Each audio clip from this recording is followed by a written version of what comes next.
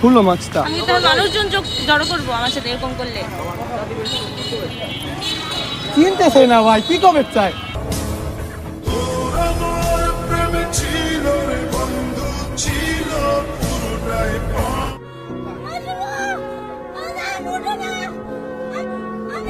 আমি চলে গেলে তুমি বড় একা ক্লান্ত রাতে। মৃত্যুর আগের দিন পর্যন্ত স্ত্রীর অবহেলায় কষ্ট পেয়েছেন টিকটকার শোভন শুভ। ভালোবেসে বিয়ে করেছিল টিকটকার শোভন শুভ। নিজের ফুফাতো বোনকেই বিয়ে করেছিল সে। তবে শেষ 1 বছর ধরে স্ত্রীর সাথে তার সম্পর্ক ছিল না।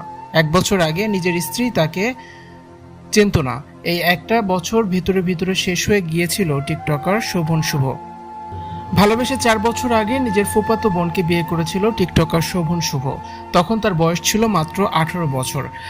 অল্প বয়সে বিয়ে করে সেই ভুলের মাসুল দিতে হয়েছিল শুভকে। এখন শুভর নিথর দেহের পাশে কাঁদছে তার স্ত্রী। কিন্তু এই একটা বছর শুভর সাথে কোনো সম্পর্ক ছিল না তার স্ত্রীর। স্ত্রীর বিরহ ভুলতে প্রতিদিনই স্যাড পোস্ট করতেন শুভ। তাকে ফিরিয়ে আনতে গিয়েছিলেন অনেকবার। শুভর সোশ্যাল হ্যান্ডেলে দেখা যায় শেষ দিন পর্যন্ত কষ্টের কথাই তিনি বলে গেছেন। শুভর শেষ স্ট্যাটাসটি পড়লে যে কারোরই আফসোস হবে তার জন্য। শুভ সেই স্ট্যাটাসে লিখেছেন, হ্যাঁ বেঁচে আছি আমি, মানে ভালো আছি, কখনো বুঝতে দেব না ভিতরের কি খবর। ঠিক যেমন সৌন্দর্য কখনো বুঝতে দেয়নি তাজমহল একটা কবর।